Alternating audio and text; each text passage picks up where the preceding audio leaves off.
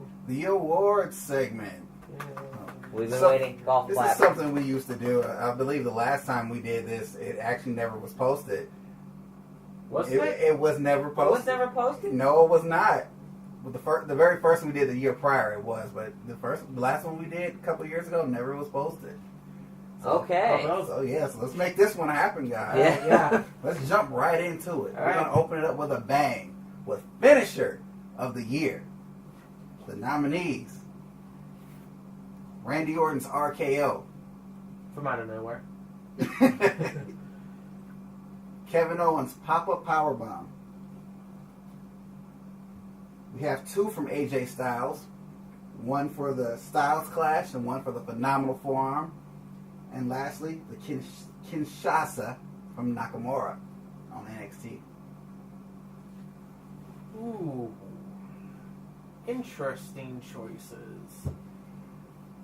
I'm going to have to give my vote, and this is probably me being a fan, but I'm going to have to give it to the Styles Clash, simply because it's a move that he doesn't use so often anymore. I think they're concerned about, back in New Japan, he did drop some people on their heads. That's their own fault. That was their own fault, though, for that.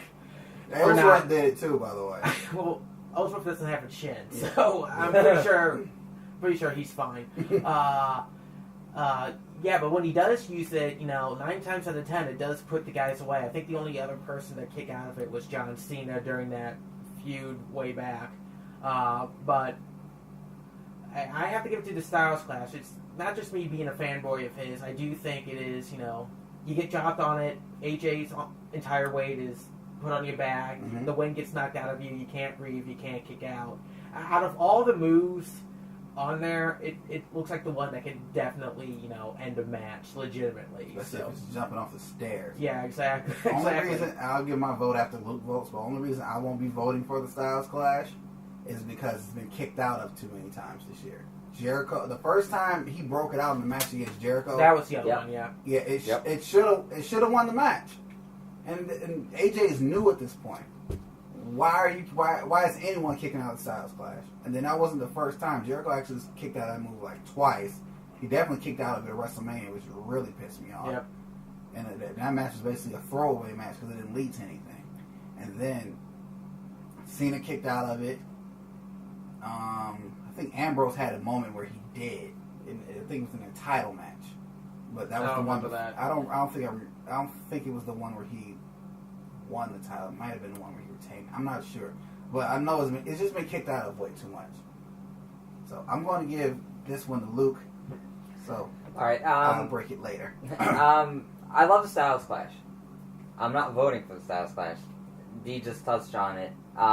When Styles first came in, it was so anticipated. It was so teased. Everyone was like, I want to see the Styles Clash. I want to see it. I wanted to see it.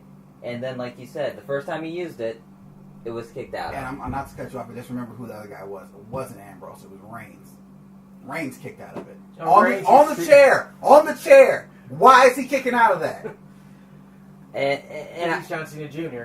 I think it lost so much of its meaning as to being able to put someone away. My vote for this one's going to be Kevin Owens' Pop-Up Powerbomb. When I think of that, I always think of when he laid out John Cena. And it was such an impact at that point. Yeah. Just like as I imagine it right now in my head, I see Cena laying on the ground with Kevin Owens standing over him. So I think when Owens came in, that pop-up powerbomb was leaving such a big impact on the people he was laying out. Like I remember watching it in NXT, he laid out Sami Zayn 1 billion times with that pop-up powerbomb to the outside. So I'm gonna go Kevin Owens pop-up powerbomb. Well, I was originally gonna pick the Kinshasa for Shinsuke Nakamura, but at the same time, that has been kicked out once or twice by Samoa Joe. Yeah, I know it's Samoa Joe, but that pop-up powerbomb, that's what I'm going to break you guys' tie with. I'm going to go with Luke and vote for Kevin Owens in that regard because that is a pure match ender. I don't remember anyone actually kicking out of that yet. I think it may have happened here or there, but it's not like... I think Cena's kicked out of it a couple of times during their initial feud. Yeah, but I don't think that was a while ago. I don't think it's been like, oh my gosh, it's being kicked out of so much because they're just teasing a false finish. So that hasn't happened a lot with the pop-up powerbomb. So that award for Finisher of the Year goes to Kevin Owens in the pop-up powerbomb. I will mention this real quick. Talking about that Cena match at, what was it, SummerSlam, or it was when he originally debuted. He was still NXT champion then. I have a buddy who watches WWE casually, and he's essentially, the Bob Holly of fans. He likes to, be against the rookies until they're established. His jaw hit the floor when Kevin Owens beat Cena clean during that match. And, it definitely goes to show, one of the reasons why they're so high on him, why he's the Universal Champion right now, is because, they trust him enough to be able to get that kind of reaction out of people. Because you saw all the kids, the armbands and the headbands, and the T-shirts, crying their little Cena tears. Just because he lost, a non-title match on a pay-per-view to a quote-unquote rookie who's been in the business for a decade at least. So it definitely, goes to show that I think WWE has the right guy in the Universal Champion for Kevin Owens right now, and the pop-up powerbomb is a good reason for that, just simply because it gets the job done. Yeah. All right. Well, we're going to do this WWE style, because you know how we have something really big, we want to calm the crowd down, so you got to give me something a little bit small. So, got to bring it on back. All right, just joking. All right, theme song of the year: AJ Styles, Finn Balor, Bobby Roode, Sasha Banks, Enzo and Cass, and Shinsuke Nakamura. Oh my God, you're making me choose. Oh my God. That's what I was I'm making him choose. Oh. If this was last year, I would have chosen Sasha Banks' theme, but we've heard it so much, and now WWE's been... I've noticed this because I have a lot of the soundtracks. I'm a big wrestling head, so I understand where and which points they are chopping the song up in the wrong places, and it just sounds bad. So this won't be going to Sasha. Right. I'm giving my vote now. It's going to be freaking Bobby Roode. It's in my head right now. If I could sing, I would sing it. Oh my gosh. That's no, I won't give in. I won't give in till I'm victorious. Bobby freaking Roode, man. Uh, I'm making you choose, Casey. Oh my God. If I was a Major League Baseball player and I had to choose a walk-up theme when I go to the batting box, it would be Bobby Roode's. But I think I'm giving my vote to Shinsuke Nakamura. Yeah, that's simply for the NXT takeover where you had that violinist come in and just he tore the house down himself. That guy could win Superstar of the Year just by coming out there and playing that fiddle for that one brief moment of time during that NXT takeover leading into that match with Samoa Joe. And plus, anytime he comes out, you know, you hear the fans go, oh, yeah, and even when the match is going on, you hear them do that. Yeah, and they're still doing it. Yeah, not since Fandango, and the fans are mostly doing that for the lulz. They were doing that for laughs. They're doing it because they're rooting for Shinsuke, and that has a bigger impact.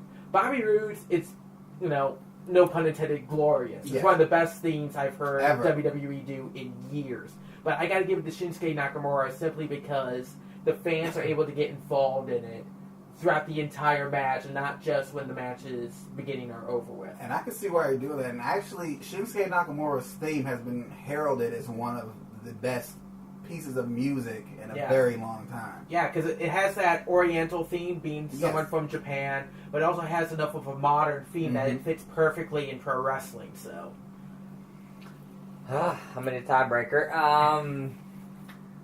I should be voting for Bobby Roode's theme just based on Johnny Gargano and Tommaso Ciampa's. Oh yes. video.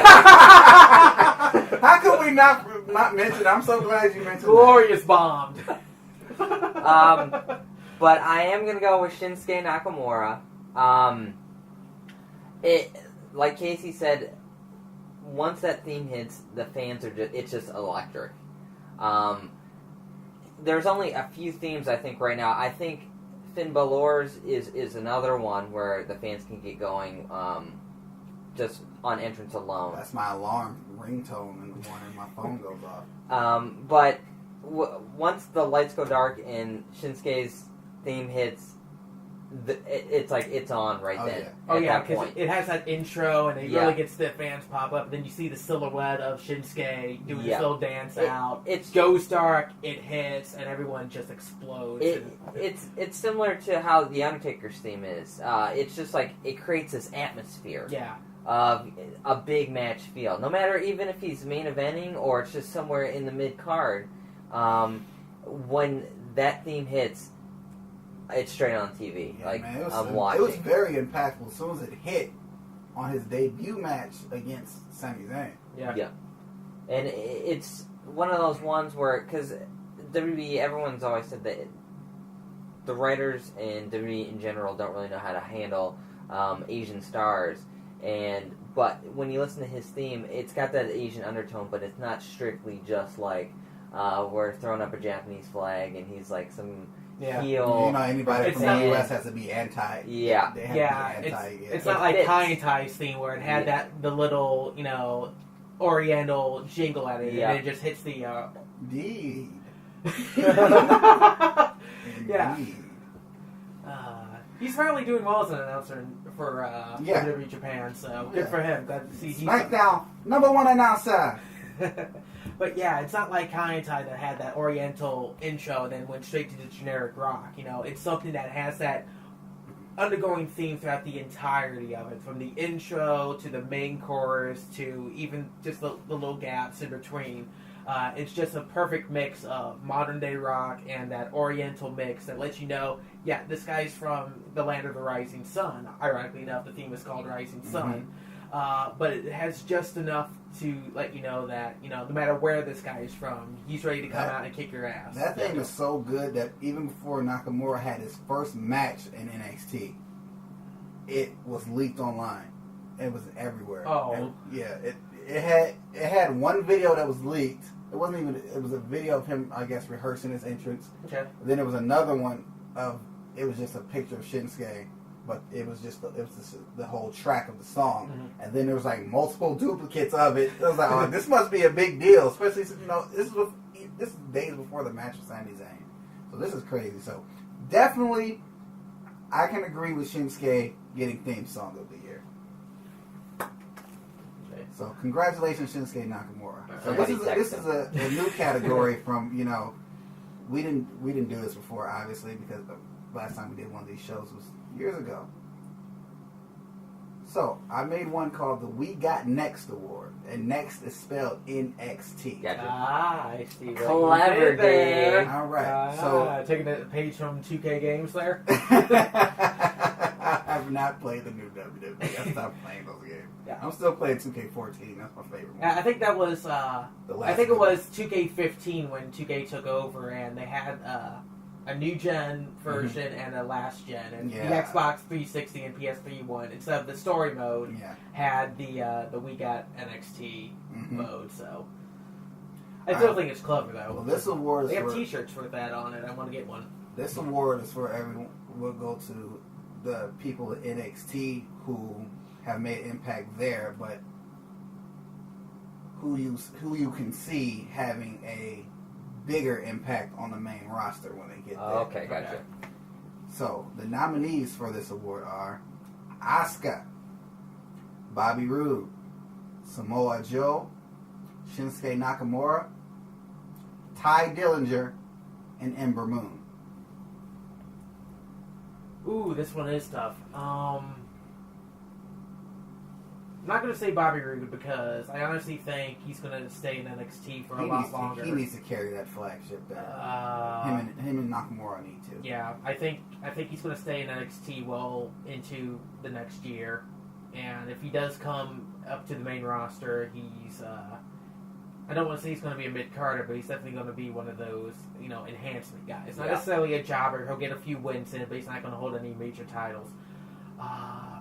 It's really, for me, it's going to be a tie between Asuka and Nakamura, and mainly because I think WWE's been trying to get into, I don't want to say get back into, the TV-14 style, but definitely wants to try to push the limits of TV PG.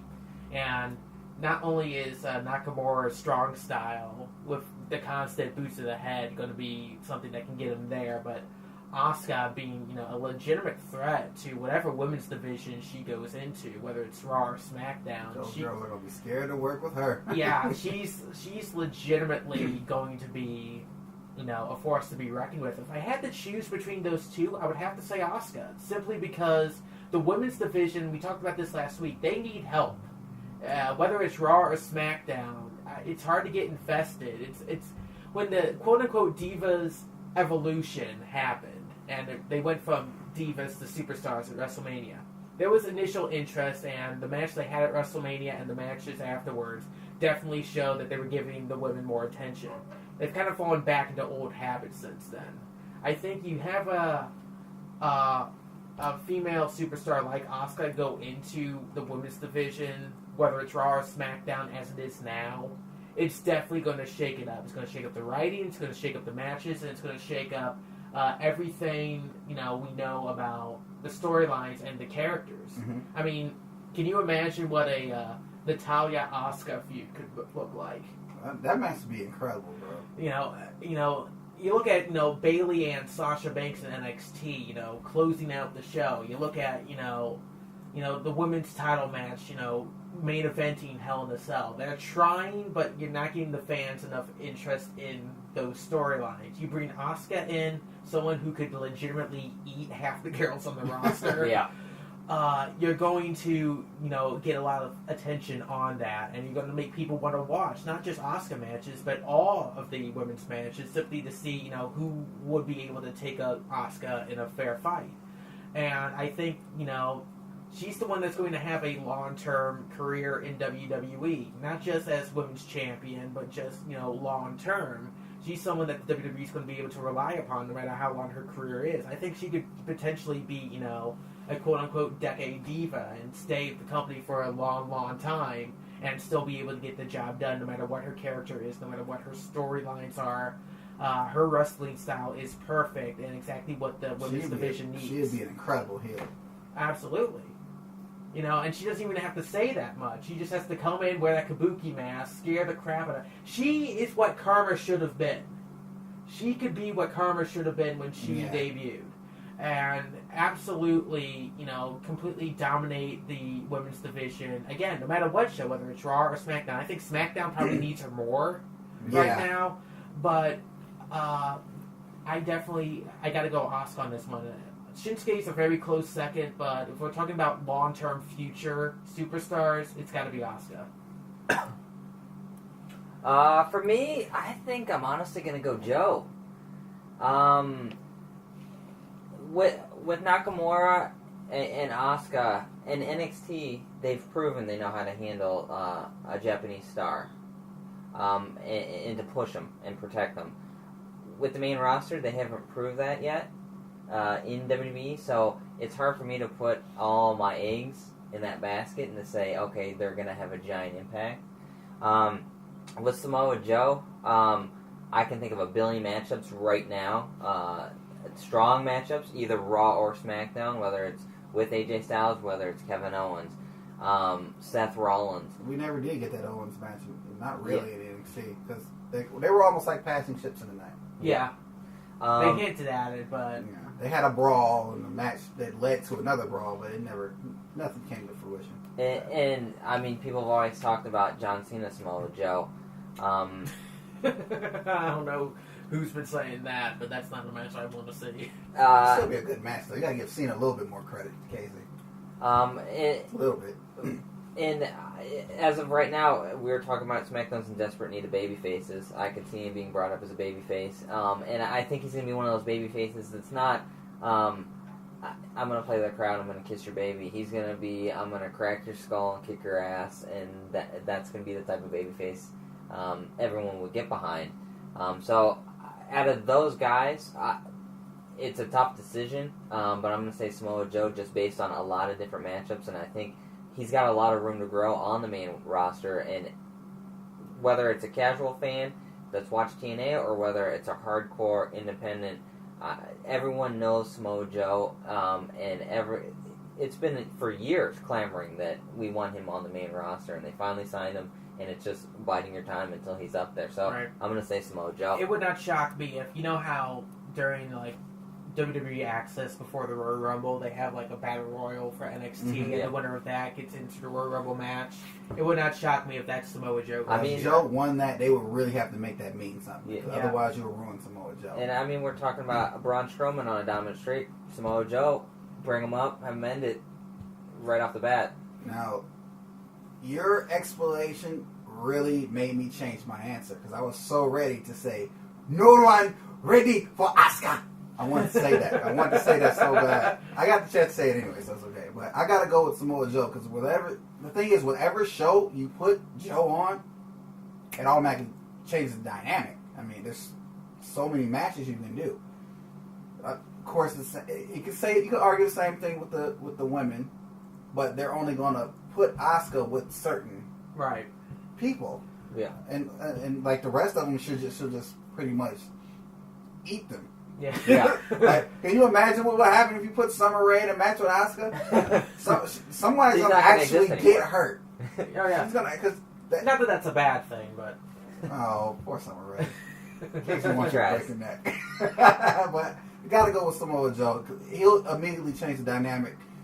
Just imagine, like some of these guys with no direction, like a Dolph Ziggler. A new guy coming in, I would expect Dolph to lose, but a new guy coming in would have something to do until he's ready for the next person. Yeah. And then the next person you put in front of him could be somebody else, like a Dean Ambrose, coming out of another feud. Yeah. Put him with Joe. Have Joe keep running the gauntlet until he finally gets, I don't know, maybe to the main event scene, maybe to his first mid-card championship. You never know. And on top of that, he's a guy, and that's why he's also been in NXT for so long, he's a guy that helps the younger talent. Mm-hmm. So yeah, he has that veteran presence. yes, he has that veteran presence. My only concern is Joe's in his mid-30s at this point. How many more years does he have in the tank? And I would be concerned if this was Samoa Joe and TNA. But when he got to NXT, I feel like his career is going to be completely rejuvenated. Yeah, he's clearly, in my opinion, probably the best heel in the company. Mm-hmm. He completely and Charlotte are remotivated. kind of neck and neck in that regard. And I mean, like, I can think of, 10 guys that would be match of the year candidates with Samoa Joe already. So, and as much as Casey, and I'm not the biggest John Cena fan ever, period, but as much as Casey would hate me to say it, John Cena's one of those guys. Yeah. That could be a match of the year candidate. Not match of the year. I don't. Joe, You have to factor in the way John Cena is booked, though. You have to factor in how much Finn still has heart throbbing eyes. Cena at John the same Cena. time is also an advocate for putting over the younger guys. I remember a couple years ago he was. I can't believe it was for Evan Bourne. At this point, I can't believe it because Evan Bourne's an idiot and pretty much screwed up his own career. I think isn't he like in jail somewhere in Japan? is he? For some kind of drug related. He got busted in Japan for something. I don't know. Yeah, if he's in jail. No way. This is news to me. You didn't hear about I love Evan Bourne. Well, yeah, Cena was like even pushing for like guys like Evan Bourne, like give these guys a chance. Like I don't care if they're small, like if they can go, they can go. So he's always been an advocate for new talent. So I think Samoa Joe would definitely, basically just shake things up a lot. I would love to see him kicking the crap out of Roman Reigns on Raw. I would love to see him tear down the house with AJ Styles on SmackDown. Oh, of course.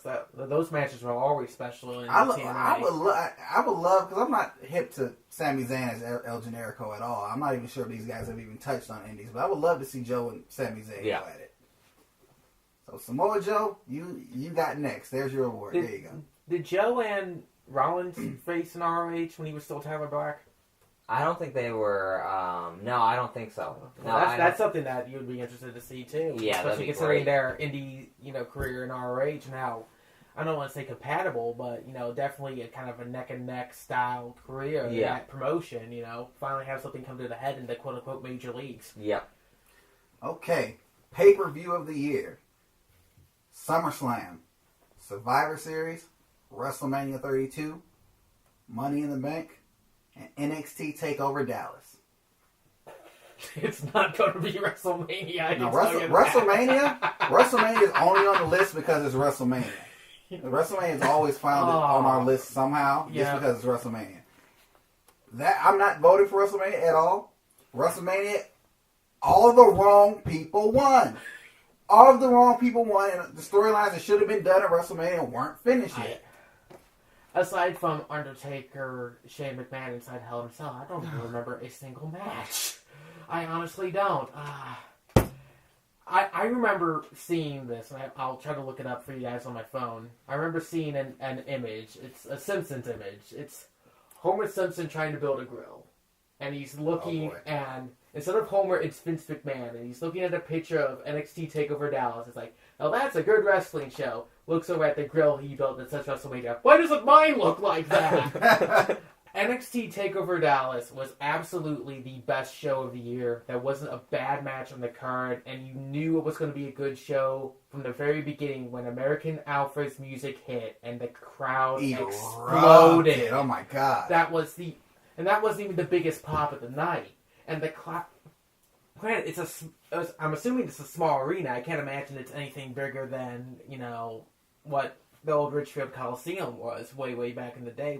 But the crowd, the crowd was just exploded for a tag team match that I didn't even see much effect of. I saw it on paper. I was like, okay, this will be a decent match to start off the show. You hear American Alpha music hit, that crowd explodes, and that just told you how over that tag team was in NXT. And the crowd only got louder from there, from singing along with Sami Zayn's theme to when Shinsuke made his debut to forever. To that main event match. Was that the one where Samoa Joe got busted open and they kept chanting, let them fight, let them fight? Yeah, that just tells you. And even with, Samoa Joe injured, and obviously they had to probably change the match a little bit around because of that, damn you, PG. It definitely shows that when you have the right fans and you have storylines and matches that they want to see, anything is possible. You got to give it to NXT TakeOver Dallas, because I can still watch that on the network and still be excited from when I saw it live WrestleMania weekend. That was show of the year for me. I'm giving my vote now because other than a few matches on the rest of these shows, like honestly, I don't remember anything of what happened to Money in the Bank.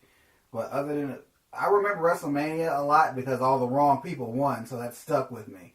But aside from maybe one or two matches at SummerSlam and Survivor Series, I don't remember any of the other ones. But TakeOver Dallas jumps right off at you. Like, oh my gosh, it was an amazing show. That's something, that's one of those pay-per-views, like when you're done watching them, you'll go back and watch them again. Oh, yeah. Even though you might not sit and watch the whole thing, you're like, oh, let me fast forward to see this match because it was awesome. The rest of these shows, nah. But they're kind of on here by default. I mean, the big four there. Yeah, you can't really compete with TakeOver Dallas this year. The only reason Money in the Bank, I think, is on your list is because of how it ended. You had Ambrose cashing in. You had Roman Reigns. Oh, that's when that happened. Yeah. Okay. That happened that night. That's what that was. And that's what kind of disqualified it for me, because you mean I gotta wait another year for a freaking briefcase? Are you kidding me? It was a nice little moment. You had all three of the Shield, hold titles that night. But yeah, you got to give it to NXT simply because, and that's your future. You keep in mind, that's your future of your company. Putting it all out on the line in their version of WrestleMania. And granted, they have a takeover, every 2 months now? Something like that. We got another one, Rumble. Yeah. So we just had, what, in November? Yeah. Okay, so yeah, it seems like every 2 months. You got one in January. Yeah, you have one before all of the Big Four pay-per-view, so you can make a weekend out of it. And then you have one probably at Full Sail every other month just to close out a couple storylines. Yeah. But this is your future. I mean, this is how you're going to build your company around over the next 5 years plus. Yeah. Or who you hope to. And the fans are eating it up.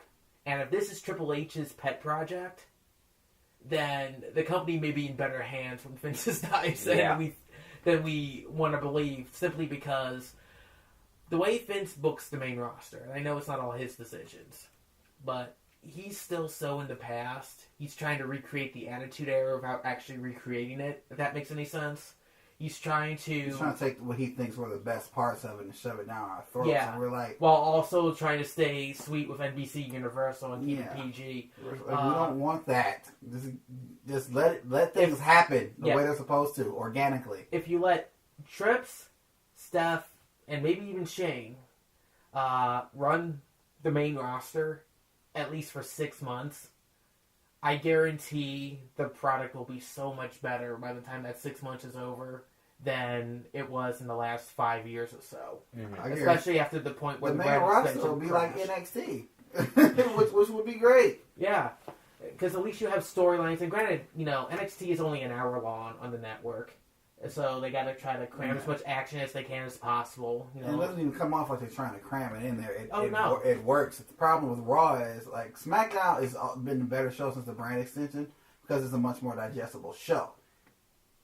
Raw is too damn long, and you could tell when they're trying to stall for time. They'll replay something that happened probably 45 minutes ago.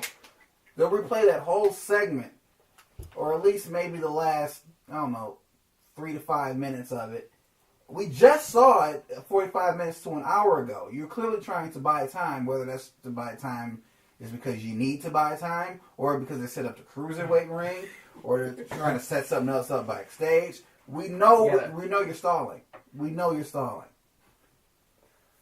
It's one of the reasons why I almost wish SmackDown was still taped, because at least they could edit it and make it seem a little bit more seamless. I don't care, man. I like live TV. SmackDown. I like how SmackDown's been coming out. Been turning out. Raw is always like I missed the whole first hour of Raw this week. First of all, I didn't miss anything. Second of all, I was kind of glad I missed it because I didn't have to sit through 3 hours. I only had to sit through 2. Well, plus they recapped it all for you anyway. Oh yeah, Hey, they sure did. I'm like, so the New Day wrestled earlier. Okay. So this is the second. Okay, and they won. So they're gonna keep the titles. Okay. Yeah, and then I saw who they were matched up with in the main event. I said, they're definitely keeping the titles. That's too many storylines running into each other for the. Not to mention they have a 20-minute Rollins report in between all that. So. Yeah, I was in the kitchen trying to prepare something to eat, and it was on as background noise at that point. Because when they start talking for too long, I tune out. I want to see Luke, them what was fight. your show of the year? Go ahead. I'm starting a rant that I don't want to do. I mean, Casey told me I have to do NXT. No, I'm kidding. You better. Yeah, it's going to be Dallas. I think it's funny that when we're discussing pay-per-view of the year, and honestly, this would have been a tougher choice if you would have had me choose between all of the NXT takeovers rather than actual main roster. Yeah, that would have been totally unfair because I was going to do that. Yeah. So, but you look at Dallas, and I think you look at the talent that's on the card, and with American Alpha, Sami Zayn, I just feel like, honestly, you have a pay-per-view right there that if you watch it, it's the most over talent at the most over that they were going to get at that point. Mm-hmm. So from top to bottom, you just have insanely over guys. The crowd's like white hot, which you don't get that on main roster pay-per-views because they don't, like you were talking about Raw being 3 hours. They have a 3-hour spot, and I feel like they don't utilize the roster to the fullest. NXT, it's got an hour every week, and they utilize everybody. So that when you do get to a pay-per-view, that crowd's going to be white hot because they love everyone on the roster. So that's why it's such a tough choice if I would between NXT takeovers, but Dallas is by far the best takeover, I feel. Yeah, even if you hate someone who does their job well as a heel, you still cheer for them in the matches because of how well they are. Because the NXT audience, and I don't know if this is a sign of the fans or just the way NXT's booked, but when you can cheer for anyone, whether you like them or hate them, whether they're a jobber or they're a main event star in NXT. Let's go Blue Pants. She's a Clevelander too. Is she? Yes, she is. I found that out the other day. Wow. She was also an emo girl on WrestleLicious. Oh, well, shout out to Leva Bates. But yeah, you can root for anyone, and no one will look down on you. You go to the main roster, and you see someone with a I Love Roman Reigns sign, and you want to punch them in the face. You know, you see kids, buying, John Cena wristbands, and you want to just rip them off their scrawny little arms. I do that all the time. Not even at wrestling shows. At least, you see someone, you mentioned Samoa Joe being a monster heel. You see someone wearing a Samoa Joe t-shirt, and you're like, oh, yeah. Respect. Absolutely. Mm-hmm. And that's another problem that I'm probably going to have with some of these guys move up, is that they're going to lose some of that magic if WWE books them the way I think they're going to book them. It depends on what show they go to. If you're going to Raw, I would worry. If you're going to SmackDown, I wouldn't worry too much. That's how that goes. Unless you're a cruiserweight, because 205 Live is pretty decent. Makes me wonder who's booking that. 205. I think I'm going to segue real quick with a comment I should have made last week. I think the whole reason 205 Live in the Cruiserweight division isn't as effective as it should be is because a lot of those guys, if any of them, I don't think any of them were. They weren't under contract. So if you go out there and go all out and get hurt, that's on you. Yeah. Now that they've signed on dotted line, here we are. Yep. All right. It also makes me wonder if they didn't rush 205 Live to the starting gate too soon. Like, we don't know half of these wrestlers. That's anyway. part of the problem. Like, we don't know who they are. My thing is, if we don't know who they are, screw it. Let them go out there and go crazy. So we can be like, oh yeah, I like him. Ooh, Cedric Alexander's awesome. I really like him. Oh yeah. Ooh, Tony Nese is awesome. Oh, T.J. Perkins, he's a little flamboyant, but he's awesome too. His video game style theme and Tron is pretty cool. So. It is. I like his very like Mega Man-esque. His Cruiserweight Classic thing was pretty cool too, though. The thing was called Devastate, and that's where we got the. No, it's not even called the Devastation Cake. It's called the Detonation Cake. So screw that. I screw that name up. But the song was called Devastate. All right, match of the year. All right, here we go. John Cena, AJ Styles from SummerSlam. Shinsuke Nakamura and Sami Zayn from TakeOver Dallas. The Revival versus DIY from NXT TakeOver Toronto. Sami Zayn and Kevin Owens from Battleground. The Miz and Dolph Ziggler from No Mercy. And the Raw versus SmackDown Survivor Series match. I'll give it this. The Raw versus SmackDown Survivor Series match was better than I ever thought it was going to be. It was very long, but it was good. It definitely surpassed my expectations, which were very, very low. For the same reason I picked TakeOver Dallas as show of the year, I gotta go Shinsuke versus Sami Zayn, because that crowd was right hot. That was a half hour of pure non-stop action. And notice he didn't say total non-stop action. No. I'm not mentioning that promotion again until it dies. Which I hope it does, because I do have the belt, and when that promotion finally kicks the bucket and they sell to WWE, I'm going to bring that belt on this show and burn it. But, and I'm not kidding about that, too. I will do that. We can do it indoors, Casey. We probably have to wait till it gets warm, right, so we can do it outside. But you listen to the crowd. That was 30 minutes of absolute mayhem that told a complete story from beginning to end. Because keep in mind, they didn't really have that much of a storyline. Rodrigo came out and was like, Sami Zayn, you're facing this guy. Picture of Shinsuke Nakamura on the screen. Okay, let's get ready for this match. That was 30 minutes of absolute wrestling joy. Mm-hmm. That was an absolute wrestling match. And that crowd, they never got tired. They kept chanting, "This is awesome. Please don't stop. Keep going forever." And they didn't have, no one was cheering for anyone, really, You usually have that, "Let's go Zayn, let's go Nakamura," Nakamura, whatever. Fans were chanting that at the same time. You had the same people chanting, "Let's go Zayn, Nakamura, let's go Zayn, Nakamura," and it just showed that for a match that had little to no storyline, that a lot of people, I'm pretty sure, were convinced this might have been Shinsuke's only match, because I don't think a lot of people realized that he signed a contract up to that point. That was just going to be kind of like a one-off thing, like the Jushin Thunder Liger thing was at the TakeOver prior. This was a match that you could watch every day for a year and still not get tired of it. Hands down, match of the year. Hands down, probably match of the last 5 years. And again, this is the future of the company we're talking about. These are guys who are in their prime.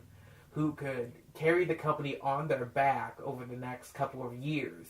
And they're giving you this kind of match, definitely to show Vince McMahon, show Triple H, that they should be called up to the main roster and be allowed to do what they were doing in NXT. Just let them tear the house down. Sami Zayn, we haven't quite seen that yet. I hope that changes soon. I hope the Braun Strowman match coming up is the start of that. Shinsuke, current NXT champion, we'll see where he goes in the next year or so. I would imagine if and when they have another WWE draft after WrestleMania season that he gets called up and be able to showcase his stuff for Raw or the Cruiserweights or whatever. But definitely, anytime they have a match where the fans don't get bored, they give you non-stop wrestling from bell to bell. No breaks, no down periods, no outside interference. I don't even think they left the ring at all during that match either. You give a match like that and definitely showcase, what two guys can do if you just let them go out and have a blast, show their stuff. You have the makings of magic. It's one of the reasons why TakeOver Dallas was show of the year. It's simply because of that match. Me? Okay. Yeah. I'm. Oh, me? Okay. You want me to just keep going, keep gushing over this match? I can do that. I'm gonna go Zayn Nakamura as well. Wrestling quality, they're unmatched. Especially like Casey was saying, that was no one really knew too much about Nakamura. He wasn't like a mainstay in NXT or anything like that. And when you're able to capture an audience like they did just based on your wrestling, that doesn't happen often. So it's just one of those things. That's one of the things that made NXT Dallas such a perfect card. It's a wrestling clinic. It's one of those things that if this was 10 years ago, I'd be trying to find it on the internet in horrible bootleg quality just so I'd be able to watch it. Tape trading, oh my God. It's just one of those must-see matches. Whether you're just a fan or you're actually trying to become a pro wrestler and you want to learn what a great professional wrestling match is, from a technician standpoint, from a storytelling standpoint, from let's get the crowd going, from point A to point B to point C, let's get them all riled up. You're looking at Sami Zayn, Shinsuke Nakamura. There's just no touching them. And I mean, like guys like AJ Styles, guys like John Cena, they're great. They know their way around a ring, but that is just one of those things where you get two combustible elements like that, and they explode in the ring like that. Well, I guess I didn't have Shinsuke Nakamura and Sami Zayn as my pick. Clearly, it's going to Shinsuke Nakamura and Sami Zayn. But I guess maybe because it was too old, it wasn't as fresh in my mind as my pick was DIY versus the Revival from TakeOver Toronto. That was a good match. Especially that was probably the best tag team match I've ever seen since I've been watching wrestling. I've been watching wrestling since I was 12. I'm 30 now. But I can see why. That was definitely a wrestling clinic. I think it just wasn't my pick because it happened a while ago, and so much has happened since then. But, yeah. Congrats, Shinsuke Nakamura and Sami Zayn. Match of the year on any roster. Alright, we're going to bring it down a little bit. Alright. Flop/burials of the year. Who? Adam Rose, Sin Cara, Zack Ryder, Apollo Crews.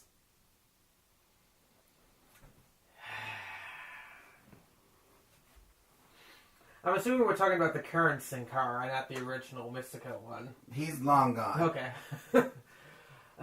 Luis Ignacio is gone. I'm talking about Hunico. Okay.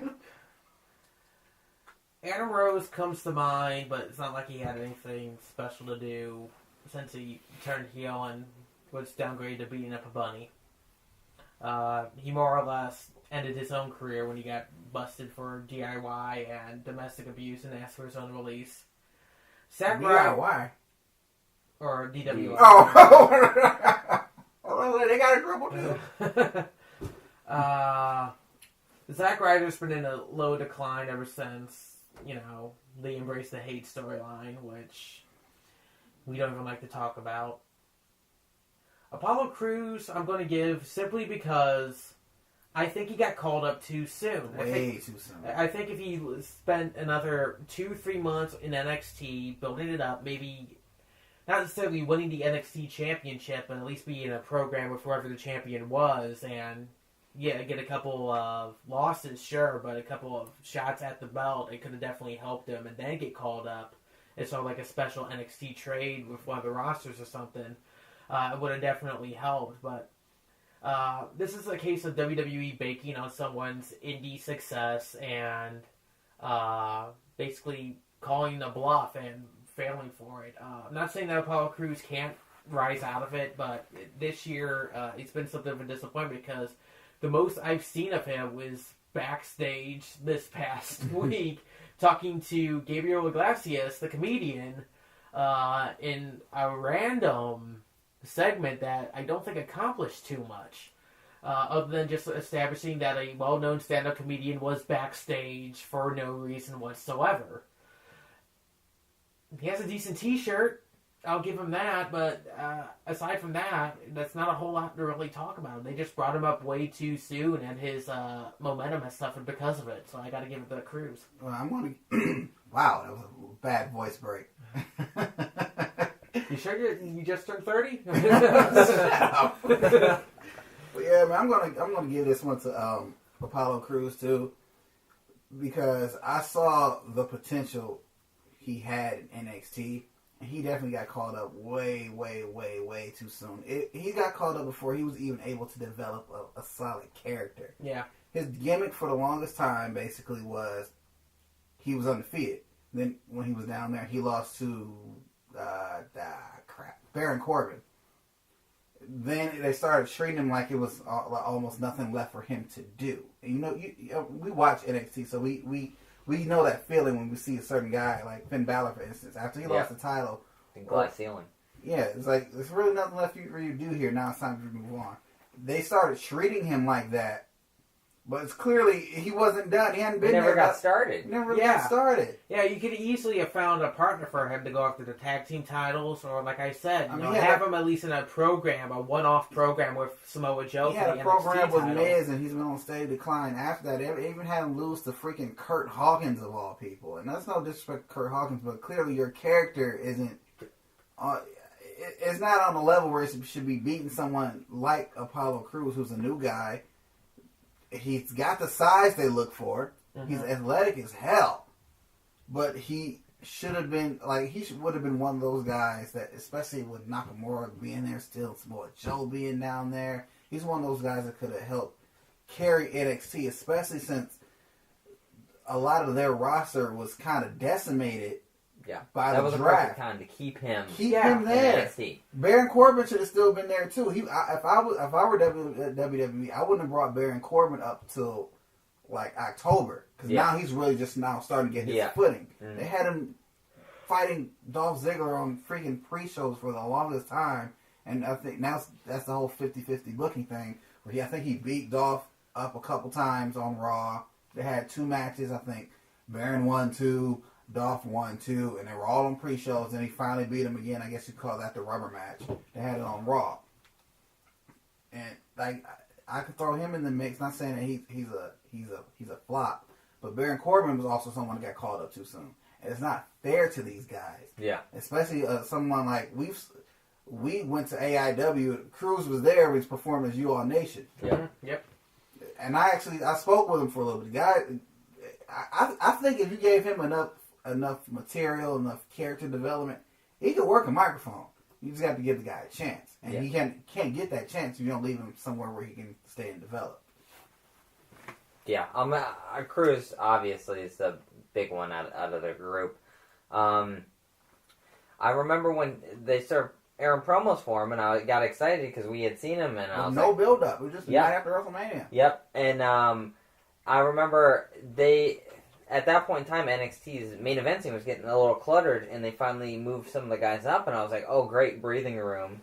They just brought in Apollo Crews. He's going to be there for a while. I was banking on him becoming NXT champion at one point, and then he randomly gets brought up to the main roster, And I was like, he didn't really do anything down in NXT. They just hot-shotted him straight to the main roster.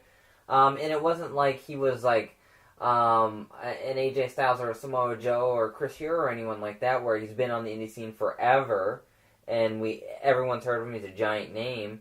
He was Yuha Nation, and people did know of him, but he wasn't like a super indie guy at that point. Mm-hmm. So I was just like, where was their logic at that point? I was hoping that they had something for him to do, and they didn't. Now you're giving WWE too much credit at that just point. way too much credit on their end. He's fought all 4 of the social outcasts. He faced all of them in matches when they were together, and it's like, what next? Yeah, and he's not like a whiz on the mic, but he's not incompetent on the mic. He can be taught. He just needed the developmental territory in order to develop. Yeah. So some of these guys actually need that. Yep. So it's just like Dana Brooke is another one. She caught up way too soon. Way too soon.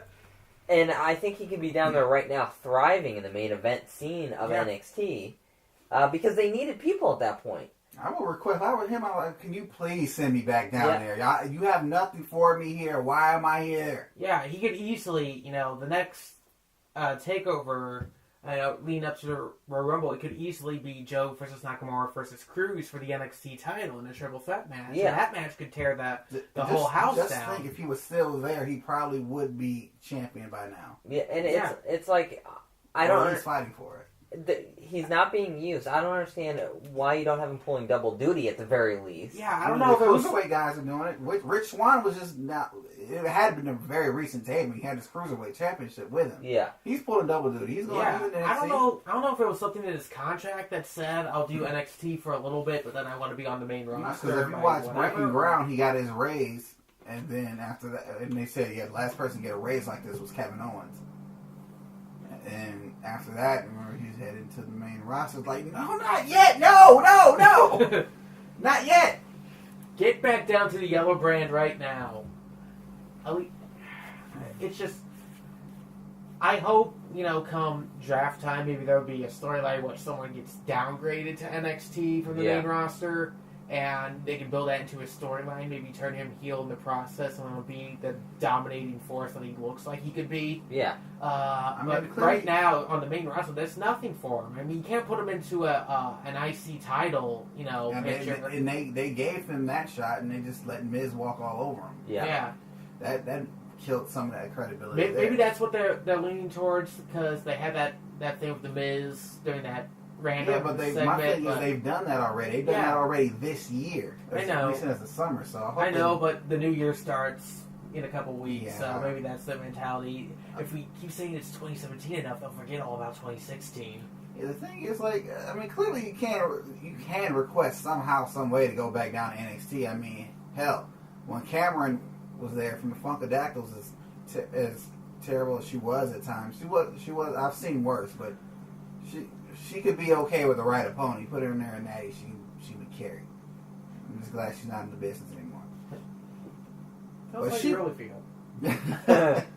But at one point, she requested to go back down to NXT, and that's where she was until the point she was released. And that shouldn't be looked at as a bad thing if they need to go down there and grow. And Zack Ryder even went back down there, and I think he went down there basically just to have something to do. Yeah. And then they finally put it with Mojo Rawley. I mean, he needed that. Yeah, and he found something that'll work, that they're going to actually push him with. Yeah. Pending knee, but... Yeah, hopefully that's not a hindrance to future storylines. But, yeah, sorry, Apollo Crews, you're our flop/burial of the year. Hashtag WWE ruins everything. We need a soundboard for that. All right. Announcer of the year. Corey Graves, JBL, Michael Cole, Mauro Ranallo, Renee Young. I so badly want to give it to JBL just because. What? Just because he makes me smile. His stuff, it reminds me so much of the old school Bobby Heenan stuff. You can't swerve. You can't swerve anyone.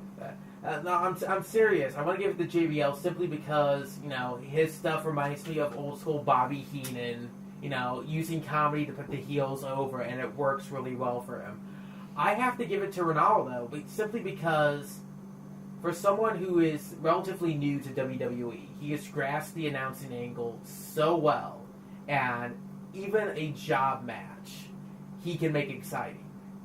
Give him that voice of his and his, enthusiasm for what he's calling. Granted, he's just being fed lines through an earpiece, but given everything that he says and his enthusiasm, not just on SmackDown, but on 205 Live as well. There's a reason they gave him that job, too. Definitely makes him the announcer of the year. Hopefully, he can become the next JR. Yeah.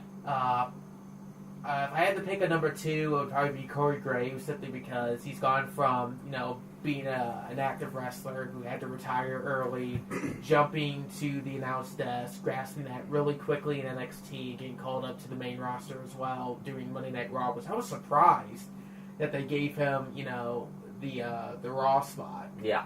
Right away. Please Please get rid of Byron Saxton. Please get rid of Would you rather King come back? No. Well, Byron Saxton really turned me off the other day. This was like last Monday. Getting super excited when Bailey comes out, and he kind of just, oh gosh. Fuck you, Raven Flavor, I'm playing too, man. No, not even that. He's like, you know what she's holding? Oh my gosh, guys, you know what she's holding? They're called Bailey Bears. She's giving them out to the fans. Well, shut your ass up.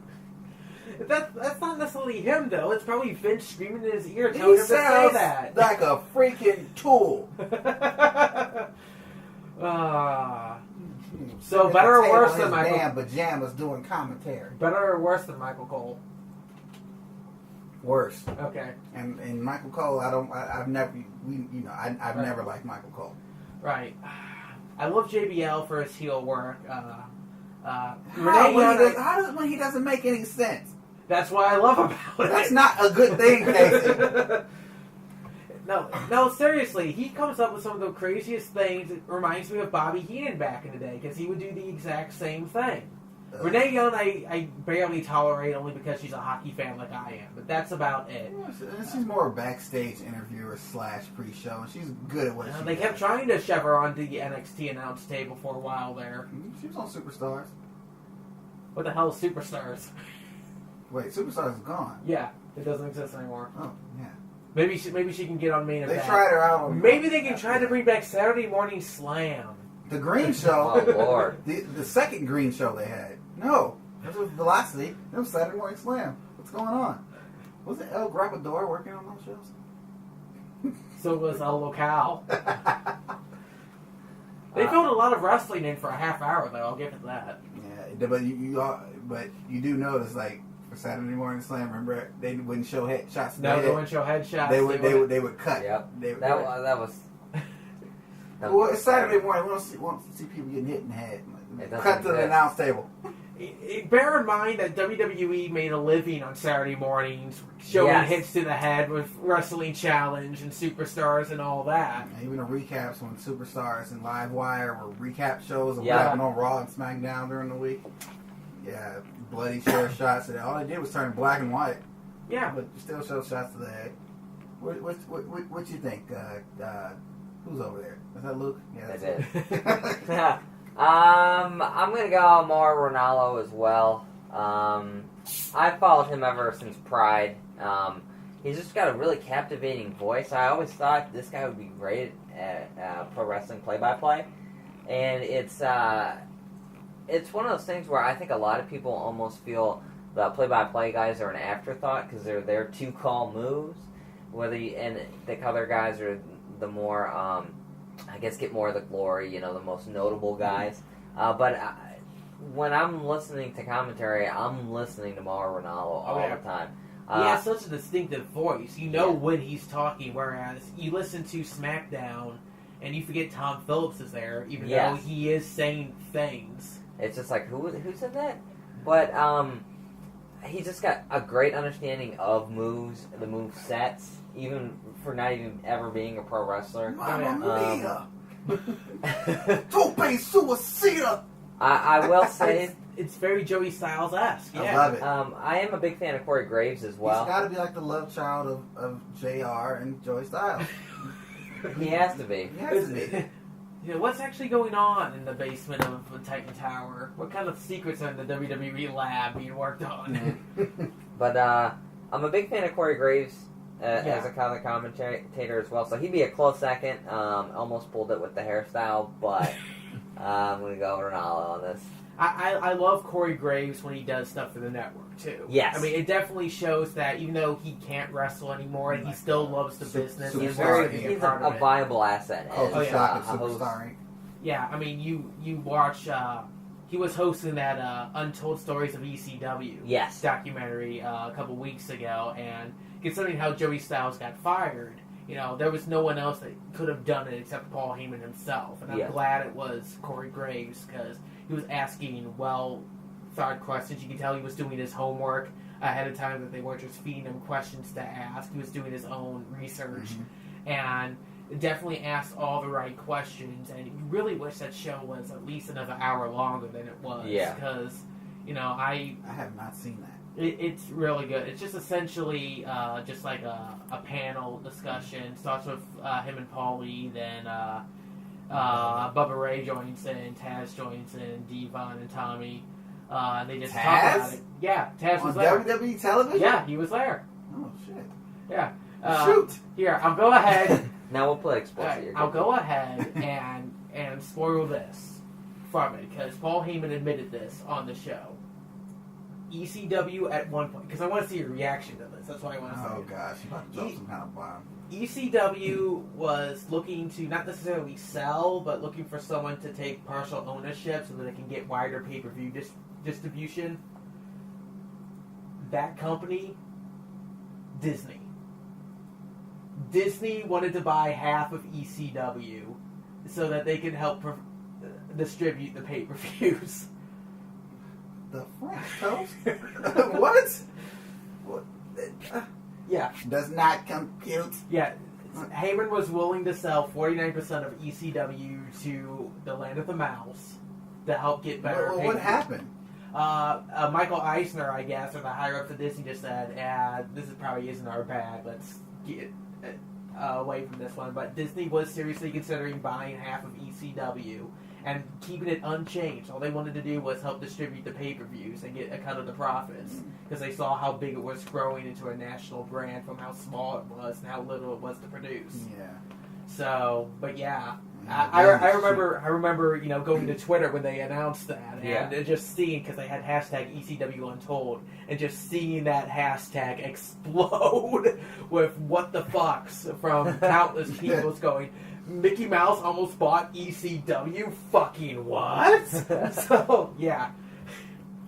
But yeah, that was a great show. It definitely had a lot of funny stories with it, a lot of things that, if they re-released that Paul Heyman DVD, I would imagine that they would include it on it. That would have to be on there. Because, considering it's Paul Heyman, I don't think they're going to. But yeah, it was definitely, a bit of an eye-opener. Because just when you think you know everything about a promotion that died 15 plus years ago, you still find out more and more stuff about it from the people who were there each and every day. So, yeah, definitely, it should be on demand on the network. Definitely check that one out. I'll definitely check that one out. Oh, and before we move on, Mauro Ranallo, Announcer of the Year. Woohoo! Weekend Wrestling Announcer of the Year. Okay. Tag Team of the Year. Big Cass and Enzo Amore, The New Day, The Broken Hardys, American Alpha, The Usos, The Revival, and you can call it Team Kevin and Chris or Team Chris and Kevin, but it's Y2J and Kevin Owens. You did not put the Hardys on this list. I know, I put the Broken Hardys on the list. Oh my God. Brother Church of Casey. They're advertising Matt's 3-year-old son making his pro wrestling debut at the next Total Nonstop Deletion. King Mexa. Oh, God. Okay. It's not going to be the Hardys. Because... Trust me, I'm not picking the fucking Hardys. Because Matt Hardy... I don't know what of Jeff C found, but he's on a high that he never came back down. He thought that a giraffe was George Washington. Oh my God! And I don't think that was scripted either. He went on a he was standing in the parking lot of Titan Tower, looking for his storyline gardener. Are you fucking kidding me? Anyway, I badly want to give it to Enzo and Cass simply because of how they debuted and how over they've gotten a sense, even after the scare of Enzo's concussion, which was absolutely... Are you talking about the man who's 7 feet tall, a smack talker, Skywalker? Yes, I am. I don't have anything to respond to that other than SAWFT. Yeah, that could have seriously derailed their momentum, that injury, because, you would be worried, how nervous was WWE going to be putting him back in, because that was a scary, scary injury. He was knocked out, and it looked like he was about to go into a seizure. Yeah, it kind of wasn't his fault. No, it absolutely wasn't, but you haven't... I was on Simon Gotch, and I kind of... After that fight, and I'm segueing a little bit, after that fight with Sin Cara, and also, Enzo, helping Enzo get injured, I think that's why the Vaudevilles are where they are right now. Oh, yeah. Most definitely. I'm going to have to give it to New Day, though. They've been tag team champions for well over a year now. They're definitely, they're utilizing the Freebird rule perfectly, because you have a set tag team in Big E and Kofi, but then, like we saw last Monday, you also had Xavier come in to basically make a save, and he's a perfect mouthpiece as well. Yep. Obviously, all three of them are decent talkers. Big E, the lowest out of the bunch, but he's no slouch at it either. He can talk on the mic when he's given that opportunity, and he can be a funny guy too. Yeah. And like we mentioned at the beginning of the show, they are the most over, not only tag team but one of the acts in WWE, but just the most over superstars. I guarantee you, if you put Xavier Woods in a singles match and didn't have the rest of the New Day, he would still be the most over guy in that match. Yeah. Definitely, you got to give it to New Day, just simply because they broke the record. They've been tag team champions all year, and they look any tag team that can come out of a giant box of cereal wearing Dragon Ball Z Saiyan armor, you should have just given them Tag Team of the Year award right then and there. I'm gonna wait till Luke goes. Go ahead. For me, I'm gonna have to go New Day as well.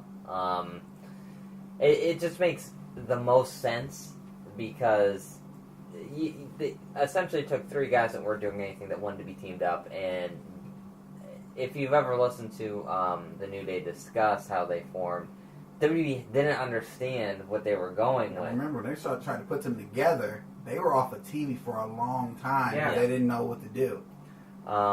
So to come from this, they were a face, but hated faces because people thought they were annoying. Basically, rejuvenated themselves into heels, and in recent memory, were the only main event level tag team. Like, there's a case for Enzo and Cass, but that was after the New Day had already became a main event tag team. They'd sell tickets, just putting New Day as a headline. Oh yeah, I feel so, and that hadn't been seen in quite some time since the New Day. And then they, like we just discussed, they had already just broke Demolition's record. So I mean that's in the history books. They have a legitimate box of cereal that you can buy. Right they're merchandising machines. Yeah. They got over, what is that thing? A trumpet or trombone, whatever it plays. Francesca. Inflatable, glow in the dark, unicorn horn headbands. It's things that if you pitched these to the WWE audience, they'd be like, "What the hell are you talking about?" But they did it, and it worked, and they sell them. So I'm gonna have to go New Day as well. Well, I agree with all you guys' points, but I was gonna go with the Revival simply because I saw where the Revival came from when I first started watching NXT. They were just dashing Dawson, and they were jobbing out on a weekly basis to whoever. I remember seeing the Ascension take Dawson's head off with the see, the Ascension's so freaking buried now. I don't even remember what the name of the fucking finishing move is. Flame.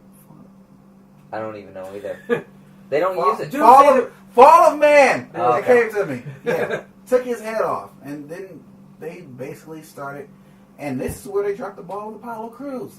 Their characters got developed and evolved because they were in NXT, and they're still in NXT. Yeah, and it's the Revival is definitely a great tag team, and they crossed my mind when you originally did the nominations.